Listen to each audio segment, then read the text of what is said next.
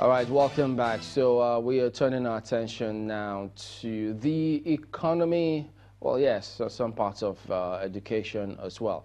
And now we've got Osalama Okofu, who is a management consultant and an economist. Thank you for coming on today. Thanks for having me. Well, we know that, yes, we've had newly elected governors. We have some who will be, going on with their second term. We have a president-elect.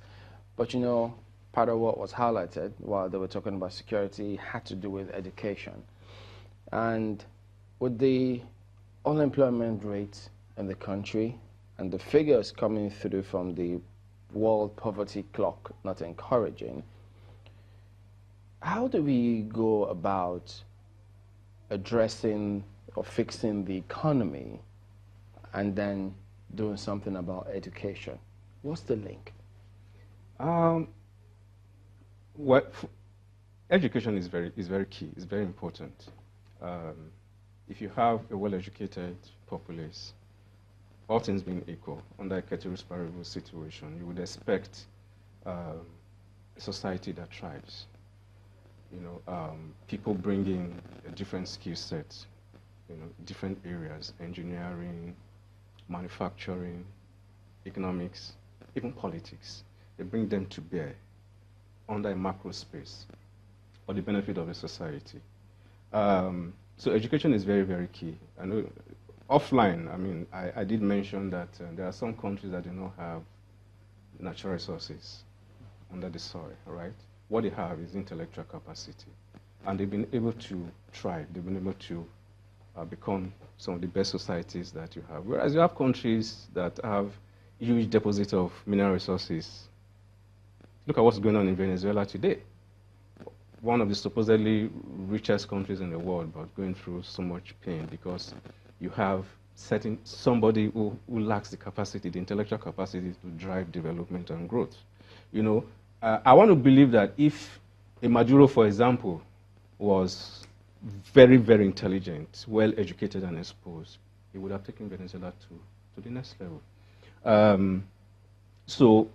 Coming back and answering your question directly, education is key. But unfortunately, in Nigeria, right from as far as I can recall, we've always budgeted very minimal portion of our annual budget to education, both at the state and at the federal level.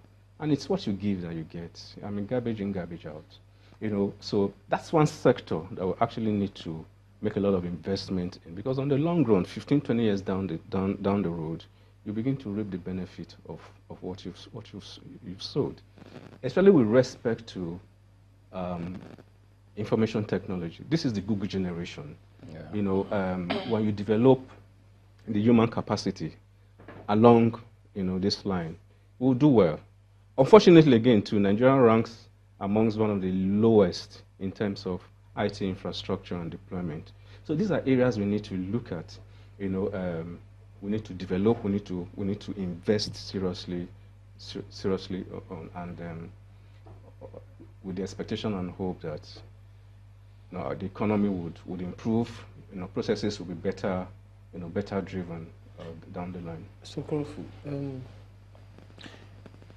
one of the things that anyone would want to ask you about this education thing that you talked about is, how focused is education as presently orchestrated in Nigeria now for economic growth? Again, too, we don't teach things like entrepreneurship in schools. We don't. But the argument could equally be made that, but we teach business administration. We teach economics. We teach management. These are, links. They are linkage effects to entrepreneurship and economic development. We'll probably need to rejig some of the curricula, right? So essentially, what we have now is not focused for human capital development per se for economic growth. I wouldn't say that. Because like I just posited, we teach economics, we teach business administration and management. We don't necessarily need to sit people in class and say, we want to make you an entrepreneur. Some of the best or biggest entrepreneurs globally, even within Nigeria, they didn't even read business administration. Some things are innate to you. Some things come naturally. Some things are opportunities that just drop on your lap, and if you're smart enough, you leverage on them. But I think beyond trying to make it an education thing, we need to make it, a society thing, creating the right environment.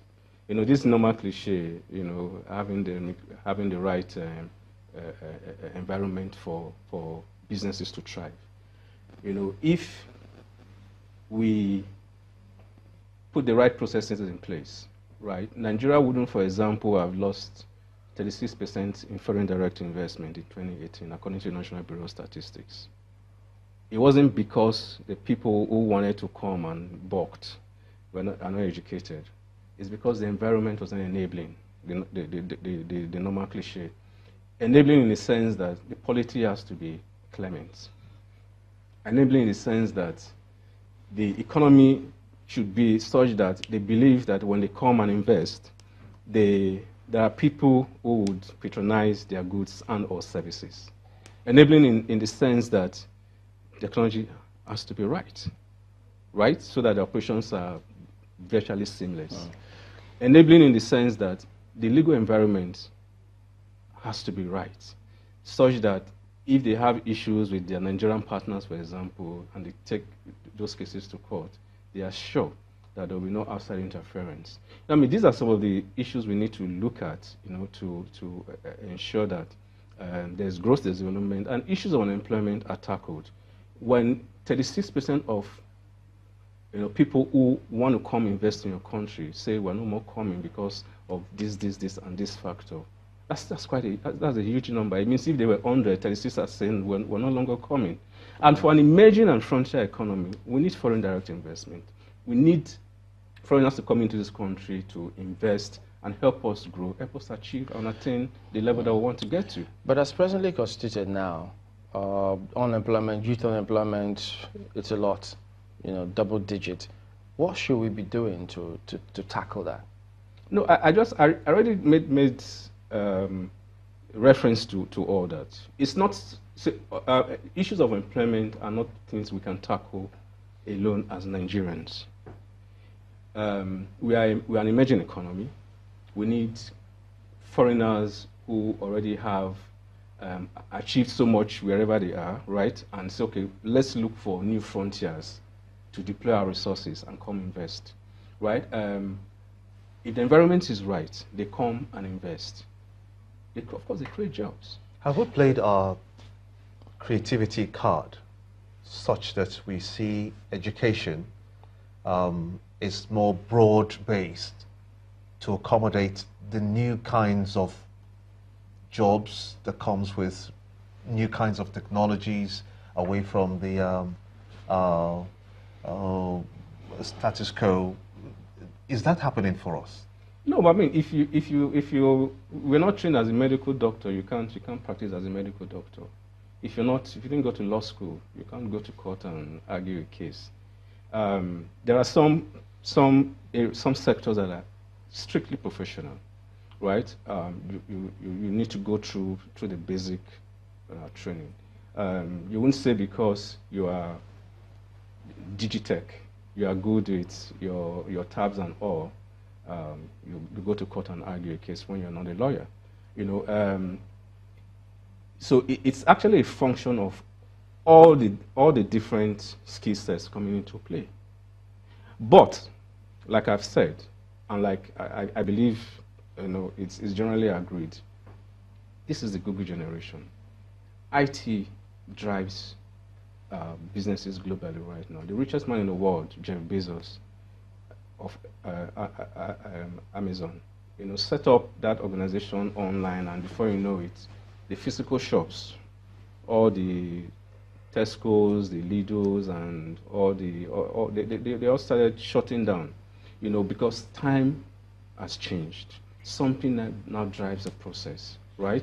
So these are the things we need to leverage on. But for a country that is ranked as one of the third lowest in IT infrastructure deployment. I mean, it shows that we do have a long way to go. Because I'm asking this because we have got more graduates that have been churned out time and again, every other year. But there aren't those conventional jobs for them to get inside, to join the fray or in the open market. So are we stuck to the kind of education that we are pushing forward now? Or can we broaden this using creativity as a tool to broaden that space? You talked about ICT, you talked about other kinds of jobs that could come up. Even you're having young stars these days making apps that could spore up and bring up new kinds of jobs, and the economies of scale continues. But are we taking advantage of that? See, you have a lot of young Nigerians who, travel outside the shores of this country, and suddenly they become superstars. They become in Anambra State. There's this school, Vivian or something like that. Yeah. Young Nigerian ladies went to the US and won glory for Nigeria, right? We have the capacity. They left Nigeria for that competition and they won. They didn't spend 2 years in the US before they went for the competition. So the American society did not add anything to them. They were raw and cut from here.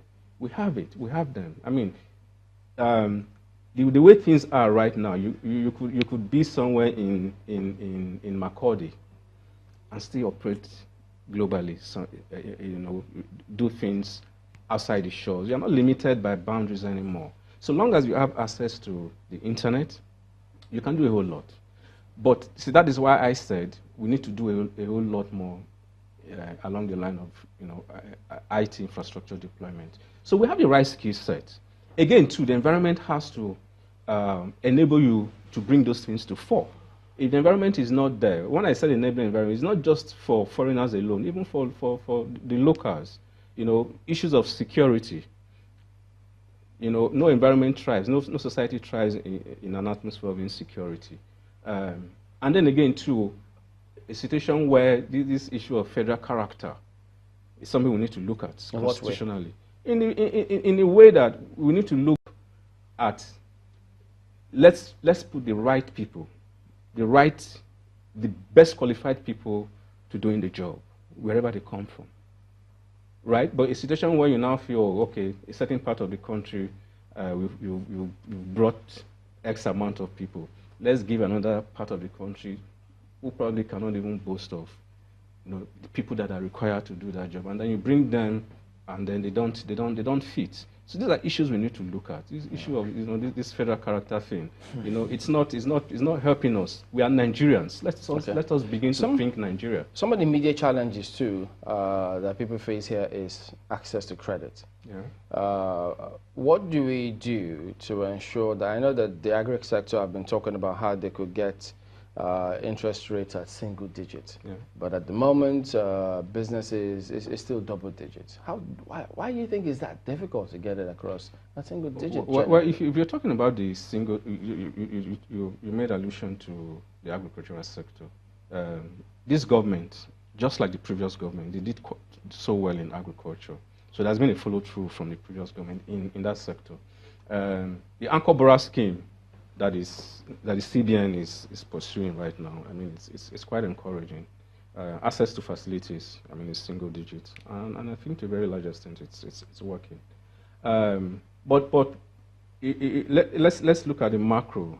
Beyond that, the rate is double digits. The MPR was just brought down to 13.5 from 14% after a very long period. So what it essentially means is that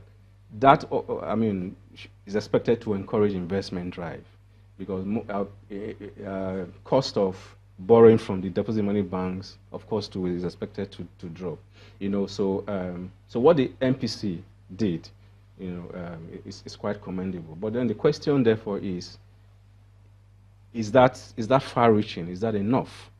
I don't think so, because when you talk about macroeconomics, you're talking about the monetary and then the fiscal leg. the monetary staff, they made a move. It's like a chessboard. What are the fiscalists doing? A situation where the central bank is now adopting an expansionary policy, right? But the fiscalists are not doing the same. The tax regime is quite draconian. It's quite tough, and that's a disincentive. What should they be doing about that particular area? What I think the government needs to do, again, before I answer your question directly, it's pertinent to know that in 2018, taxation contributed the second highest to our GDP, which is good, but I don't think it's sustainable. What that could do over time is that to discourage investments. So we need to be careful, because if 3-4 years down the line you're not able to sustain that, it means you've lost something very, very key. So I guess that does answer your question. We need to tamper it down. We need to be careful. We need to again look at our tax operations and ensure that just anybody who can oppress you will not come and tax your business. You have the Iya Oloja, you have the Baba Alaye, you have the local government, you have the state government, and then you have the federal government, all coming to tax one business. We need to check that. We need to be sure and ensure that the issues of multiple taxation is eliminated. Also brings me to that question. This is one aspect that stifles businesses, obviously. Absolutely. Look at the World Poverty Clock, 91.6 million, approximately 46.5% of Nigeria's population is in extreme poverty. Wow. How in the universe can we get out? I mean, you talked the other time about business administration in schools as a flavor of teaching entrepreneurship. With this, how can we teach entrepreneurship to the point that people will be learned enough to run a small business? Because you know as an economist that without the SMEs, we can't have a buoyant economy. The problem is not because they are not taught entrepreneurship in schools. The problem is with the operating environment. If the environment is harsh, if the environment is not enabling, and I already talked about those factors that make up the mix, Rasmussen factors that make up the mix, essentially the PESO analysis, it won't work. You have the ease of doing business. What is ease of doing business? The government has said it. They say they've succeeded so well. Yeah, beyond business. Yeah. But see, the same government tells you that inflation rate has dipped, right? But when you go to the market, your wallet doesn't tell you that. Food inflation is high. Are they living in denial when they give us these figures? I don't want to discuss politics here, okay? But you and I know, and as much as I've said, as much as I've adduced, the environment is not enabling. And those are the things that, will lead to why businesses are shutting down. Okay, so we'll look at what more should we be doing, because businesses need to thrive. That's when we'll come back in a moment. Stay with us.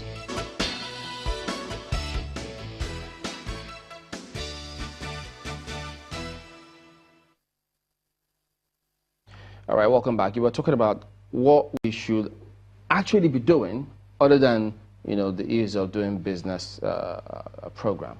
Yeah, I mean, the ease of business, I was going to talk about the ease of doing business. It goes beyond just registering a company. Yeah, you reduce the turnaround time from maybe 2 months to 24 hours. Yeah, but beyond that, what happens, right? The environment has to be enabling. I keep using that over one cliche.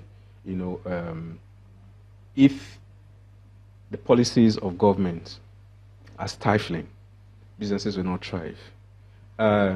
Rates, yeah, okay, for the locals, but then again, we need to understand that rates are not the major factors and the major factor that drives investment. When foreigners are coming, they are not coming straight out to borrow from you, if ever they would. They come with their money. Monies they borrow from their banks at very, very low interest rates. What they need is to ensure that there's security. What they need is to ensure that there's the rule of law. What they want to see is to ensure that when they set up shop, there'll be patronage. They want to see that the legal system works for everybody, right? So these are things we need to look at. So when you talk about ease of doing business, you need to look at operations within the system.